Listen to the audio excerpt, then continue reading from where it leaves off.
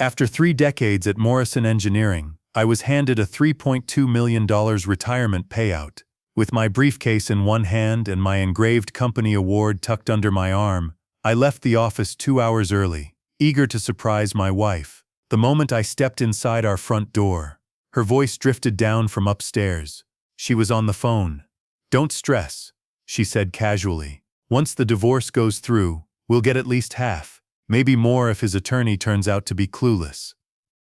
I stopped cold at the base of our oak staircase, the very staircase where we'd posed for Christmas photos for 28 years, the same one where I had carried her across the threshold when we bought this house back in 1997. "My name is Robert Mitchell. I'm 62 years old." That very morning, I'd been given the retirement package I'd always dreamed about. 30 years of 12-hour shifts, weekend assignments, skipped family dinners, all of it leading to that single milestone. My boss Frank had gripped my hand with tears in his eyes, telling me I deserved every cent. The company threw a celebration in my honor. My coworkers presented me with a gold watch. I drove home with the signed documents resting on the passenger seat, picturing the look on my wife Linda's face when I told her we were finally set for life. Instead, I stood in my own foyer, overhearing my wife map out my financial ruin. I didn't go upstairs. I didn't say a word. I gently placed my briefcase on the floor, walked back outside, and drove 3 miles to a small coffee shop. My hands trembled so badly I could hardly grip my phone. For the next hour, I sat there replaying our entire marriage in my head. Were there warning signs? Yes, of course there were. Over the past year, Linda had grown distant. She'd begun going to the gym 5 times a week, new wardrobe, fresh haircut. For the first time in our marriage, she locked her phone with a password. When I questioned it, she laughed. "Robert, everyone uses passwords now. Don't be so old-fashioned." And I believed her. I believed her because I trusted her, because I had spent 30 years building a life beside her. As I sat there in that coffee shop, a sharp realization hit me. Linda had no way of knowing about the retirement payout. The formal notice wouldn't even reach my company email until the following day. There was no logical way she could have known, meaning this divorce had already been in motion. She must have assumed I'd walk away with nothing more than a standard pension. The $3.2 million was a surprise windfall she had somehow just discovered. I immediately took out my phone and called my colleague Dave. "Dave," I said, forcing calm into my voice, "I need to ask you something. Who can see employee retirement packages before they're officially released?" There was a brief silence. "Only HR and the executive team." "Why? Can you check if anyone accessed my file in the last 24 hours? Another pause. "Rob, I could get into serious trouble for that." "Dave, please. This is important." 10 minutes later, my phone rang. "Your file was opened yesterday at 2:15 p.m., Dave said quietly. "Margaret Chen from HR accessed it.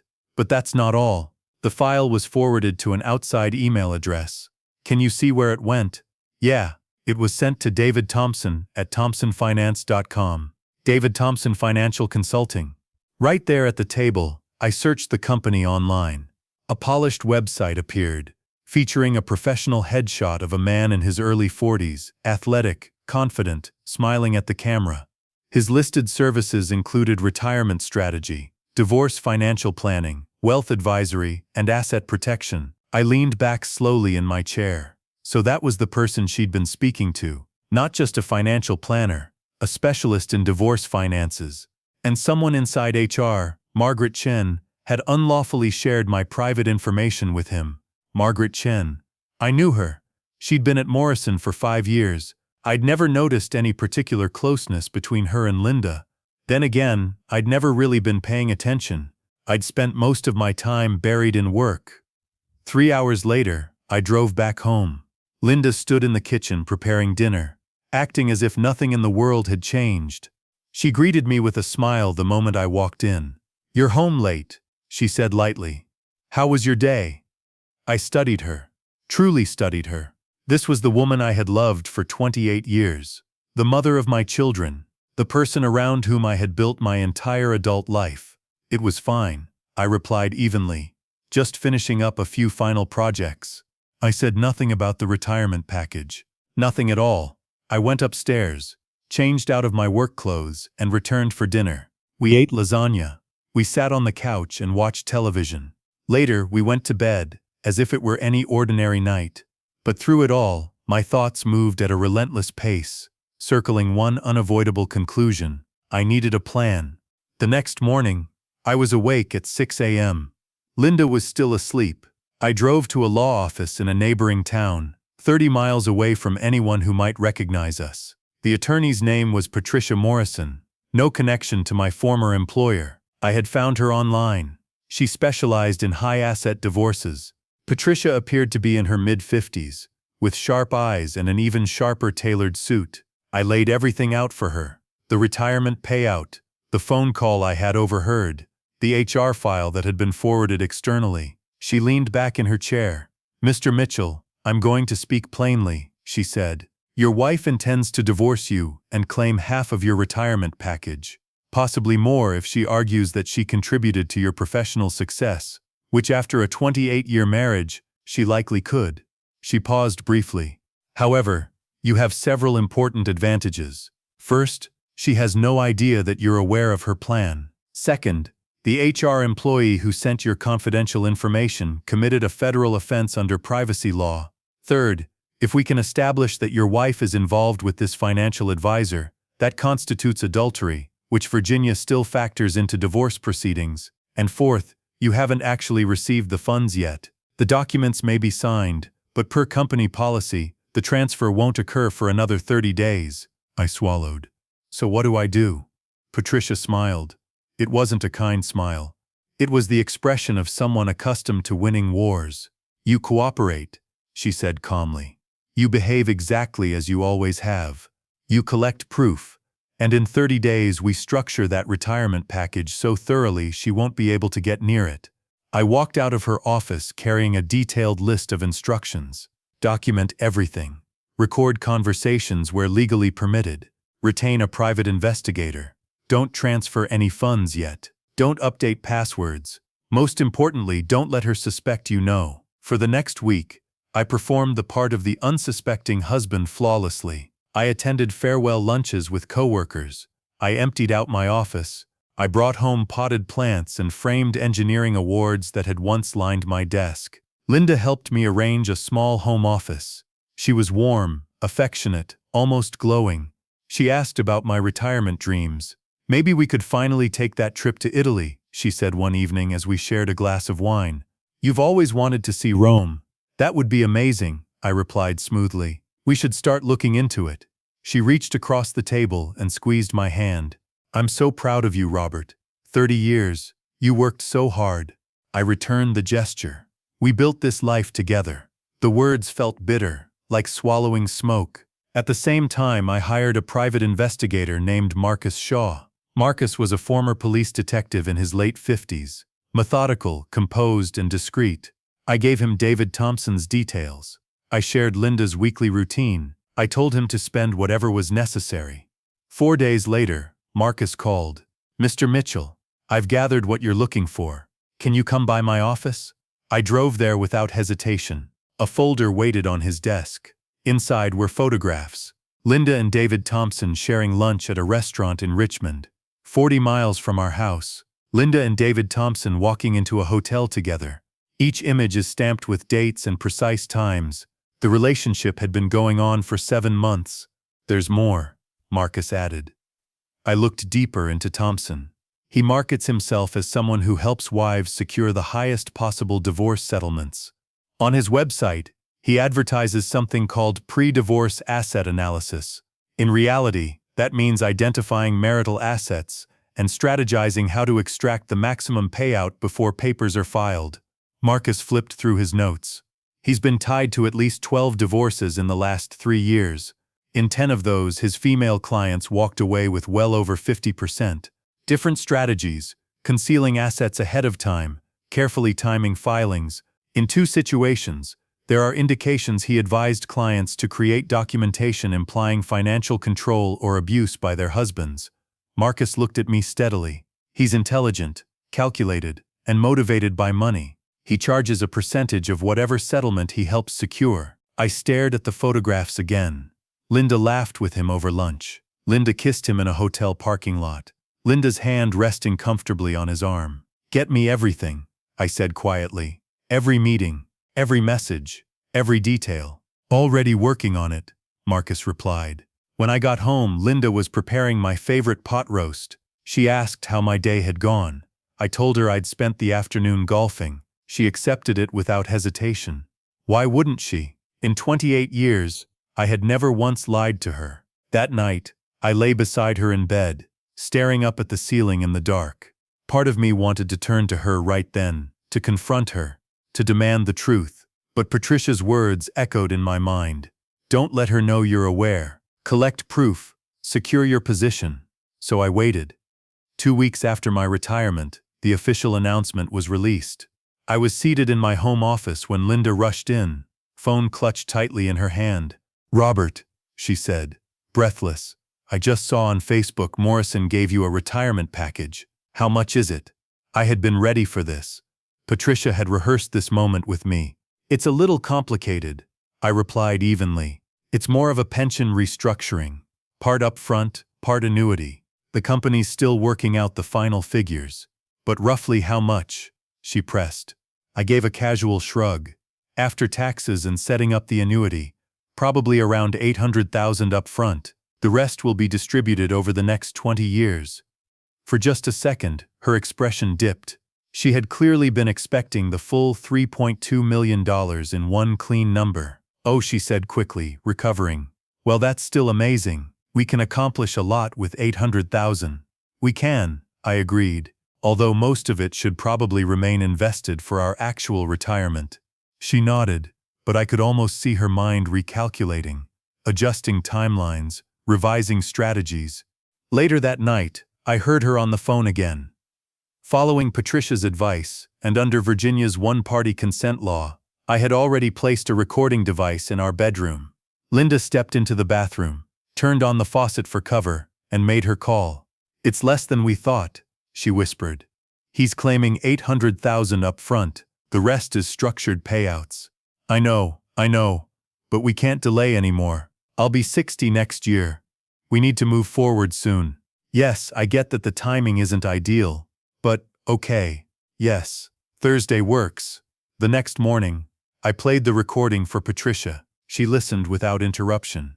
"Good," she said at last. "That clearly shows premeditated intent and coordinated planning." She folded her hands on her desk. "Here's the next step. The retirement transfer will clear in 12 days. The moment those funds hit your account, we immediately transfer them into a protected trust we'll establish this week. It's completely legal, specifically structured under Virginia law to safeguard retirement assets." I leaned forward. "And then we file for divorce." I blinked. "I file first?" "Without hesitation," she said. "In Virginia, the spouse who files first holds strategic advantages. You select the jurisdiction. You frame the initial narrative. You set the tone for everything that follows. And more importantly," Patricia said firmly, "with proof of adultery and coordinated financial manipulation, you'll hold the advantage. She'll be the one trying to catch up." I exhaled slowly. "What about the house? Our savings? Everything else we own?" Patricia turned her laptop toward me, a detailed spreadsheet already prepared. "Your home is valued at roughly 900,000. There's about 200,000 in your joint savings accounts. Your 401k sits at approximately 400,000. Hers is closer to 80,000. Both vehicles are fully paid off, and you have additional investments." She folded her hands. In a standard Virginia divorce, she'd likely walk away with close to half of the marital estate. But Robert, this situation is far from standard. She's engaged in adultery, which Virginia courts still weigh seriously. There's also evidence she conspired with her paramour to manipulate and potentially conceal assets.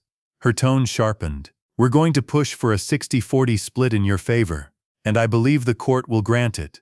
"And the retirement payout?" I asked quietly. "If we structure it correctly, it qualifies as a separate property. It's compensation for your individual labor. The trust we're creating will shield it. She'll attempt to challenge it, but given her misconduct, she'll have very little leverage." I leaned back in my chair, absorbing it all.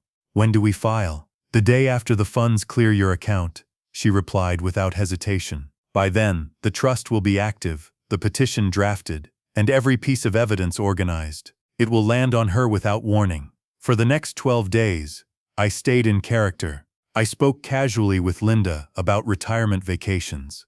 We discussed possibly downsizing the house in a few years. She even handed me brochures for upscale senior communities. All the while, she was preparing to walk away from me. And all the while, I was preparing to safeguard everything I had spent 30 years building. Marcus kept the surveillance going. He documented 3 additional meetings between Linda and David Thompson. He also secured records indicating Thompson had advised her to begin creating documentation, portraying me as financially controlling, notes suggesting I handled all the money and kept her uninformed. None of it was true. Linda had always had complete access to our accounts. She simply had no interest in managing them herself. Thompson had been guiding her step by step, helping her manufacture a narrative of financial abuse. The thought of it made my blood burn. On the 12th day, the retirement funds landed in my account at Morrison Federal Credit Union, $3.2 million. I watched the balance update on my phone at exactly 9:15 a.m. By 10:30, Patricia had already moved the entire amount into the Robert Mitchell Retirement Trust. At 11 a.m., the trust was sealed and fully protected under Virginia law. At 2 p.m. that very afternoon, Linda was served with divorce papers at the house. I wasn't there. On Patricia's advice, I had checked into a hotel for the day. One of Marcus's associates handled the service and discreetly recorded Linda's reaction. She was stunned, completely caught off guard. Her first call was to David Thompson. The second was to an attorney. By 5 p.m., her lawyer had already contacted Patricia. Later, Patricia played the voicemail for me. The man sounded irritated and bewildered. He asked about the retirement funds. He mentioned negotiation. The following morning, I sat in Patricia's office as she returned the call on speakerphone. "My client is open to discussing settlement," Patricia said evenly. "However, you should be aware that we possess substantial documentation of Mrs. Mitchell's adultery with Mr. David Thompson. This includes photographs, hotel receipts, and recorded conversations outlining efforts to inflate her divorce settlement through fabricated allegations of financial abuse." There was a long pause on the other end. "In addition," Patricia continued, her tone unwavering, "we have evidence that Mrs. Mitchell acquired confidential information regarding Mr. Mitchell's retirement package through unlawful means. An HR employee at Morrison Engineering forwarded private documents directly to Mr. Thompson. We're prepared to pursue criminal charges against both Mr. Thompson and the HR employee if necessary," Patricia said, her voice steady. Another silence followed on the line. "Now," she continued, "here's our proposal. Mrs. Mitchell will receive 40% of marital assets, excluding the retirement package. That includes 40% of the home equity, 40% of the joint savings, her full 401k, and 1 vehicle. The retirement package remains Mr. Mitchell's separate property, fully protected in his trust. In exchange, we won't pursue criminal charges, and we won't publicly disclose her affair or conspiracy." The lawyer cleared his throat. "I need to discuss this with my client." "You have 48 hours, Patricia said firmly, then hung up. I turned to her. "Will she take it?" "She doesn't have a choice," Patricia replied. "If this goes to court, she gets nothing from the retirement package and likely less than 40% of other assets because of adultery. On top of that, she risks criminal conspiracy charges. This is a gift." 46 hours later, Linda's lawyer called back. They accepted the settlement. The following 2 months passed in a whirlwind of paperwork and asset transfers. Linda moved out, taking an apartment nearby. David Thompson vanished from the picture entirely once his potential legal exposure became clear. Margaret Chen, the HR employee, was terminated from Morrison Engineering and now faced privacy violation charges. Linda and I met one last time to sign the divorce papers at Patricia's office. She looked older, worn. She refused to meet my eyes. "Robert," she said quietly as we left. "I'm sorry. I know that doesn't mean anything now, but I'm sorry." I stared at her. This was a stranger wearing my wife's face. "Why?" I asked, my voice tight. "Just tell me why." She shook her head. "I don't know. I felt invisible. You worked so much. And David, he made me feel seen, made me feel young again. It was foolish. I had been foolish. You were planning to destroy me financially, I said. That's not foolish, she replied softly. That's deliberate. I know, I said. Her voice broke. I know, and I'll have to live with that. She turned and walked away. I watched her leave. 28 years erased, but I was still standing. The house sold for $920,000.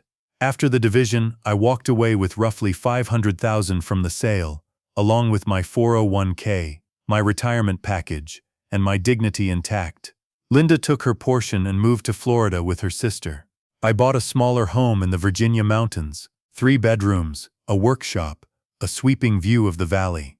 My days are now filled with woodworking, hiking, and volunteering at the local Veterans Center. I reconnected with my children, both in their 20s, and told them everything. They were hurt, but they understood.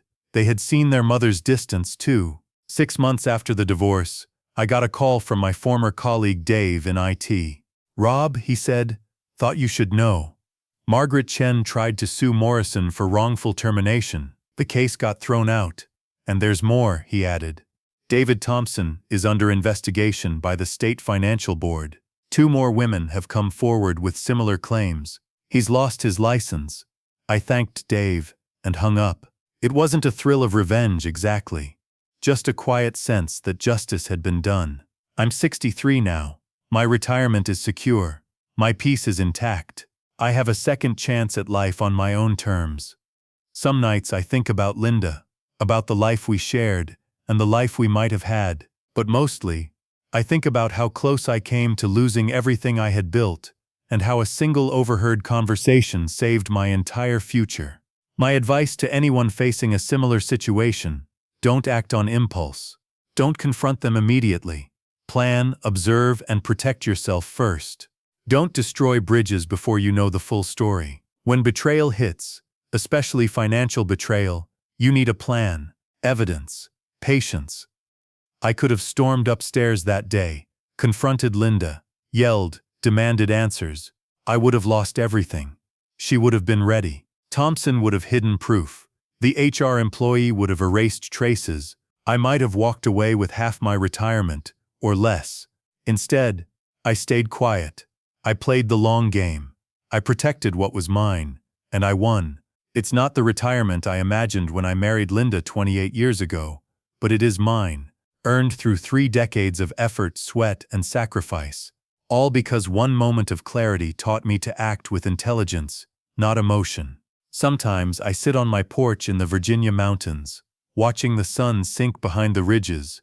I think about the oak staircase in our old home, the Christmas photos, the dreams we once shared, and then I think about the $3.2 million safely secured in my retirement trust. I think about my workshop, my hiking trails, my freedom. I think about the life still ahead of me, built on honesty, not deceit.